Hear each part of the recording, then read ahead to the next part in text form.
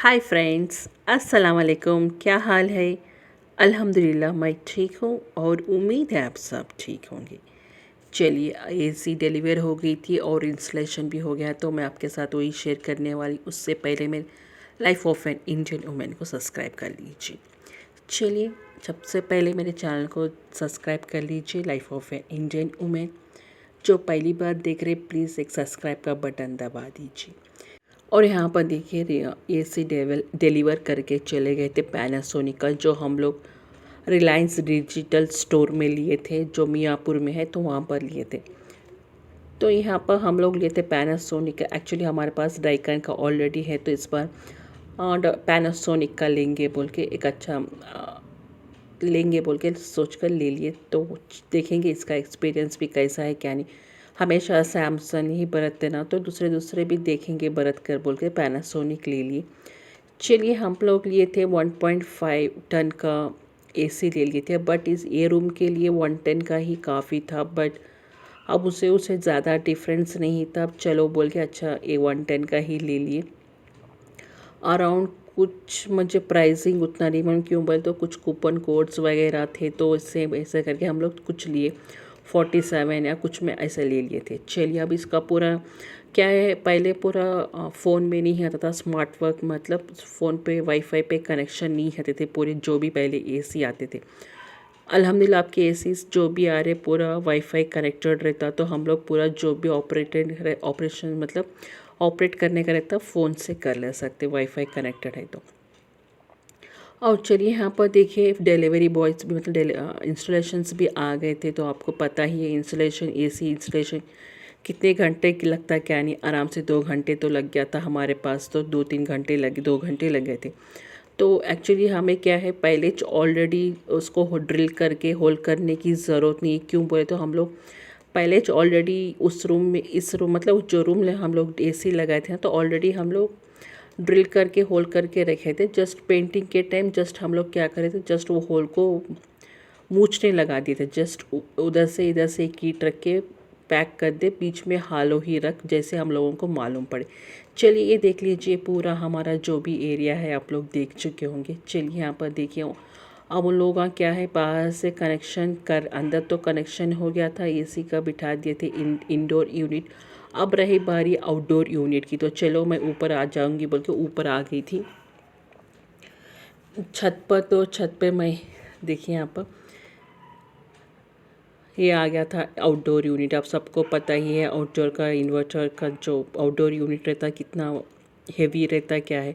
वो स्टूडियो से लेके आके लगा दिए थे। देखिए यहाँ पर कितना मुश्किल काम है एसी लगाने वालों का। तो झुक झुक के पूरा फिटिंग करना पड़ता, पूरे इतने वज़न उठा उठा कर रखना पड़ता। ये तो हमारा डुप्लेक्स है तो ओके। जो अपार्टमेंट्स में रहते, कहाँ पर बड़े बड़े बिल्डिंगों में रहते, उनका तो बहुत मुश्किल रहता वर्क के सही में।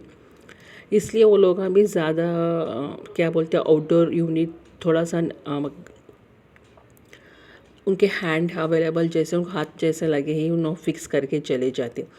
चलिए, यहाँ पर देखिए फिक्स होने के बाद आपके साथ मैं शेयर कर रही हूँ ये पैनासोनिक का एसी कैसा काम करता क्या नहीं। बट 5 in 1 एसी है, तो अल्हम्दुलिल्लाह 7 in 1, सॉरी 5 in 1 नहीं, 7 in मोड्स है, तो अच्छे से काम करे, कोई प्रॉब्लम ना आए। बिस्मिल्लाह बोल के स्टार्ट करेंगे। चलिए, यहाँ पर देखिए स्टार्ट हो गया था हम लोग। इसमें क्या है, स्विंग मोड्स जो ब्लेड्स रहते ना, हॉरिजॉन्टल भी है, वर्टिकल भी है, तो अच्छा है। हम लोग जो पहले लिए थे जस्ट क्या बोलते स्विंग, जस्ट एक हॉरिजॉन्टल में, मतलब वर्टिकल, हॉरिजॉन्टल में ही था, सॉरी वर्टिकल में था, हॉरिजॉन्टल या वर्टिकल पैरेलल कुछ था। उसके बाद यहाँ पर देखिए पूरे जो भी उसके क्या बोलते मोड्स थे पूरे आपको मालूम पड़ रहे होंगे देखने के बाद। एज़ यूजुअल आप सबको मालूम है, टेम्परेचर रहता, स्विंग मोड्स रहता, स्मार्ट रहता, फ़ैन स्पीड्स तो हमेशा हर एसी में रहता, और स्लिप भी रहता, swing clean, timer of, timer on, cancel वगैरह। और पीछे क्या है, इसको ये भी दिया था, क्या बोलते हैं इसको, हम लोग कहीं पर भी वॉल पे फिक्स कर दिए तो अच्छा। दूसरे रिमोटों के जो हम लोग लिए थे उसको नहीं दिया था, बट ये रिमोट के साथ ये आया, अच्छा है, फिक्स करेंगे इंशाल्लाह, देख कर कारपेंटर को बुलाकर ड्रिलिंग मशीन डालना है ना, तो फिक्स कर दिया तो एक जगह पड़ के रहता, नहीं तो फिर कहीं कहीं घूम जाता और हम लोगों को ढूंढना पड़ता। अब देखिए समर में तो यूज़ होता, विंटर कभी कभार विंटर में भी डाल लेते, जैसे दिन में डाल लेते, रात में तो नहीं डाल सकते। अब विंटर आ गया तो कभी ज़्यादा दिसंबर में वगैरह तो उसको अंदर रख देना पड़ता ना, तो जब कहाँ रखते क्या नहीं मालूम होता, तो इसलिए ये रख दिए तो अच्छा है। देखेंगे इंशाल्लाह फिक्स करेंगे इसको कहीं पर रूम में, यही रूम में, जो रूम में एसी है वही रूम में फ़िक्स करने की कोशिश करेंगे। चलिए यहाँ पर देखिए हो गया हमारा अल्हम्दुलिल्लाह एसी इंस्टॉलेशन और वर्क भी कर रहा है अल्हम्दुलिल्लाह।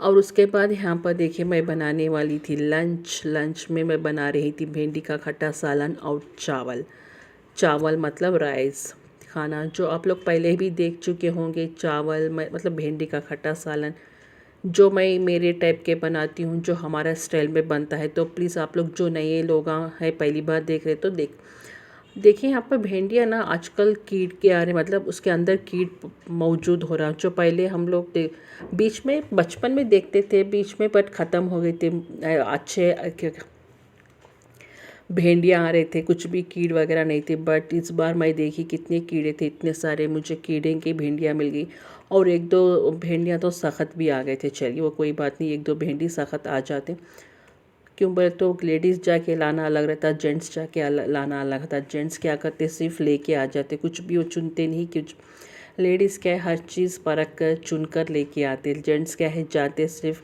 1 किलो दे दो 2 किलो दे दो बोल के ऐसे लेके आते। बट कोई जेंट्स से अच्छे से चुन कर छान कर सब कुछ लेके आते, बट हमारे घर में ऐसा नहीं चाहते, सिर्फ कितना बोले उतना ही लेके आ जाते। चलिए यहाँ पर देखिए भिंडी पूरा कट करने के बाद बारी आती है भिंडी को भूनने की, राइट। तो हम लोग हमेशा भिंडी को भून के ही इसको बनाते, ऐसा डायरेक्ट बनाते नहीं। क्यों बोले तो इसको लेस रहता ना भिंडी का, तो वो सालन पूरा लेस हो जाता और मज़े का भी नहीं दिखता। और भिंडी का खट्टा सालन बना रहे तो भिंडी में खट्टे अच्छे से भिंडी को भुनने के बाद फिर मैं क्या करी थी, कुकर रख दी थी। कुकर रखने के बाद अदरक लहसुन का पेस्ट 1 चम्मच।